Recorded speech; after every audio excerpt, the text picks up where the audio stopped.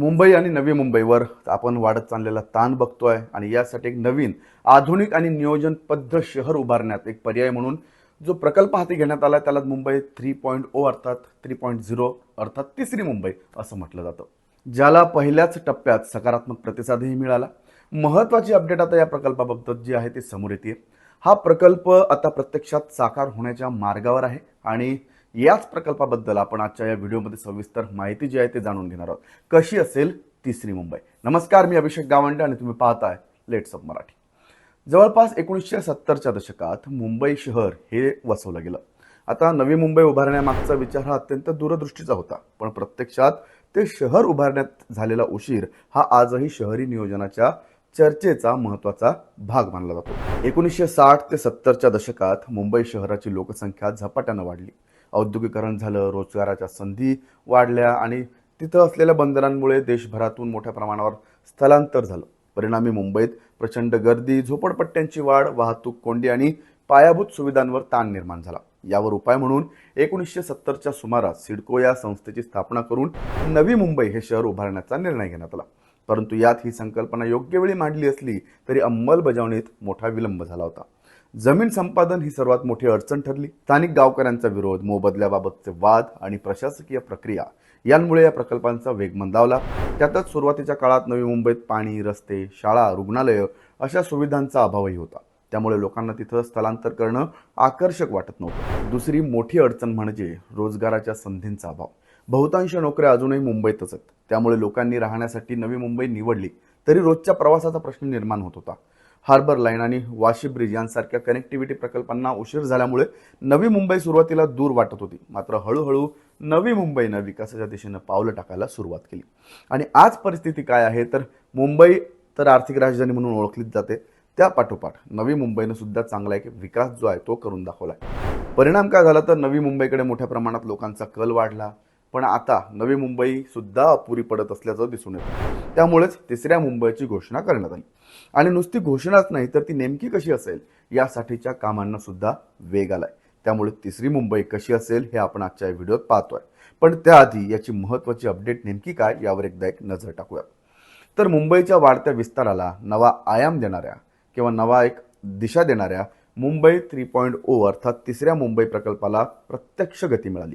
राज्यातल्या सर्वात महत्त्वाकांक्षी शहरी विकास योजनांपैकी एक मानला जाणारा हा प्रकल्प आता कागदावरून प्रत्यक्षात उतरण्याच्या दिशेनं पुढे सरकत असल्याचं स्पष्ट होतं. या प्रकल्पाअंतर्गत रायगड जिल्हा इथं प्रस्तावित ग्रोथ सेंटरसाठी तब्बल 216 एकर जमीन संमतीनं संपादित करण्यात आली. राज्याचे मुख्यमंत्री देवेंद्र फडणवीस यांच्या उपस्थितीत आणि उपमुख्यमंत्री एकनाथ शिंदे यांच्या अध्यक्षतेखाली हा महत्त्वाचा करार पार पडला. MMRDAचे महानगर आयुक्त डॉक्टर संजय मुखर्जींच्या नेतृत्वाखाली राबवण्यात येणाऱ्या या प्रक्रियेमुळे पारंपरिक भूमी संपादन पद्धतीला छेद देत संमतीतून विकास हा नवा एक दृष्टिकोन प्रत्यक्षात जो आहे तो उतरलाय. या मॉडेलमुळे भूधारक केवळ भरपाई घेणारे घटक न राहता विकास प्रक्रियेचे भागीदार सुद्धा बनतील. आता विशेष म्हणजे सरकारनं जाहीर केलेल्या सहभागात्मक भूसंपादन धोरणाला पहिल्याच दिवशी भूधारकांकडून प्रतिसाद मिळाला. यामुळे अनेक वर्ष प्रलंबित राहिलेल्या जमीन संपादन प्रक्रियेला वेग मिळण्याची चिन्ह आहेत. कारण याआधी अशा मोठ्या प्रकल्पांमध्ये जमीन संपादन करणं हा सर्वात मोठा अडथळा ठरला. मात्र यावेळी स्थानिक शेतकरी असतील किंवा भूधारक असतील यांनी सकारात्मक भूमिका घेतल्यानं प्रशासनालाही दिलासा मिळाला.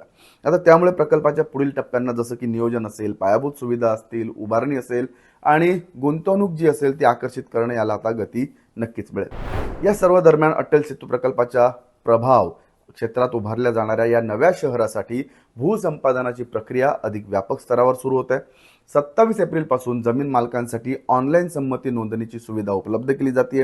रायगड जिल्ह्यातल्या उरण, पनवेल आणि पेन तालुक्यातल्या तब्बल 124 गावांमधले सुमारे 323.44 चौरस किलोमीटर एवढं क्षेत्र हे नवनगर विकास प्राधिकरण अर्थात NTDAच्या अंतर्गत विकसित केलं जाणार आहे. या प्रकल्पासाठी राज्य सरकारनं 16 मार्च 2026ला नवीन भूसंपादन आणि भूवाटप धोरण जाहीर केलं आणि या धोरणानुसार जमीन मालकांना 3 पर्याय देण्यात आले, जसं की परस्पर संमतीनं रोख भरपाई, FSI किंवा TDR स्वरूपातील मोबदला, त्याचबरोबर 22.5% विकसित भूखंडाचा परतावा असे पर्याय उपलब्ध करून दिले. आता विशेष म्हणजे उरण आणि पनवेल तालुक्यातल्या जमीन मालकांना उरणमध्येच विकसित भूखंड दिले जाणार आहेत. पेन तालुक्यातल्या मालकांना त्यांच्या तालुक्यातच परतावा मिळणार आहे. त्यामुळे स्थानिकांच्या पुनर्वसनासोबतच त्यांच्या आर्थिक हिताचंही संरक्षण होईल.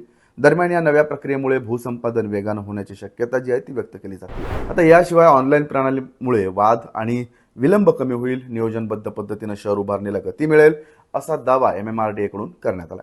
आता म्हणूनच मुंबई 3.0 ही केवळ नवं शहर नसून लोकांच्या सहभागातून उभं राहणारं एक आधुनिक शहर आहे, असं उपमुख्यमंत्री एकनाथ शिंदे यांनी म्हटलंय. तर मुख्यमंत्री देवेंद्र फडणवीस यांनीही हा प्रकल्प प्रत्येक नागरिकाच्या आकांक्षा प्रतिबिंबित करणारा जागतिक दर्जाचं एक शहर घडवेल असा विश्वास व्यक्त केला. आता डॉक्टर संजय मुखर्जी जे आहेत ते जे प्रमुख आहेत या संपूर्ण योजनेचे, त्यांनी देखील या प्रकल्पात लोककेंद्रित विकासाला प्राधान्य दिलं जात असल्याचं सांगितलंय. शहर निर्मिती ही लोकांच्या सहभागातूनच व्हावी, या भूमिकेतून जमीन मालकांना विविध पर्याय देण्यात आले आहेत. या प्रकल्पाचं यश हे नागरिकांच्या सहभागावर अवलंबून आहे, असं सुद्धा मुखर्जी यांनी म्हटलं. पण तुम्हाला माहिती आहे का की न्यू टाउन म्हणून ओळखल्या जाणाऱ्या या भागाचा विकास मुंबईच्या तिप्पट आकारात करण्याचा हा महत्वाकांक्षी आराखडा आहे. 2030 पर्यंत $300 अब्ज आर्थिक उद्दिष्टाकडे वाटचाल करणारं हे विकास केंद्र महाराष्ट्राच्या अर्थव्यवस्थेला मोठी चालना देईल, असा विश्वास व्यक्त केला जातोय. म्हणूनच तिसरी मुंबई ही केवळ भौगोलिक विस्तार नाही, आर्थिक आणि औद्योगिक प्रगतीचा नवा केंद्रबिंदू ठरणार आहे. या प्रकल्पातून सुमारे 2 लाखांहून अधिक उच्च कौशल्ययुक्त थेट रोजगार जे आहेत ते निर्माण होतात. मोठ्या प्रमाणावर अप्रत्यक्ष रोजगाराच्या संधी उपलब्ध होतील. याशिवाय परकीय आणि खाजगी गुंतवणूक आकर्षित होऊन प्रादेशिक अर्थव्यवस्थेला मोठी चालना मिळण्याची अपेक्षा आहे. वाहतूक आणि कनेक्टिव्हिटीच्या दृष्टीनेही हा प्रकल्प अत्यंत महत्त्वाचा ठरणार आहे. इतकंच नाही तर JNPT बंदर, मुंबई गोवा महामार्ग आणि प्रस्तावित मेट्रो लाईन 8च्या जवळ असलेले हे शहर छत्रपती शिवाजी महाराज आंतरराष्ट्रीय विमानतळ आणि विविध रेल्वे मार्गांशी थेट जोडलं जाणार आहे. त्यामुळे उद्योग, व्यापार आणि सेवा क्षेत्रासाठी हे एक आकर्षण केंद्र ठरण्याची शक्यता आहे. बरं, तिसऱ्या मुंबईबद्दल, इथल्या सोयीसुविधांबद्दल जे आहे आपण वेगळ्या व्हिडिओमध्ये डिस्कस करणारच आहोत. एकूणच काय तर तिसरी मुंबई प्रकल्प आता प्रत्यक्ष अंमलबजावणीच्या टप्प्यात प्रवेश करतोय. भूधारकांचा सकारात्मक प्रतिसाद, वेगवान भूसंपादन प्रक्रिया आणि मजबूत पायाभूत सुविधा यामुळे नवं शहर भविष्यात मुंबई महानगर प्रदेशाच्या विकासाचा नवा चेहरा ठरू शकतो, यात काही शंका नाही. तुर्तास इथेच थांबूयात. तुम्हाला ही माहिती कशी वाटली आम्हाला कमेंट करून नक्की सांगा आणि पाहत राहा लेट्स अप मराठी.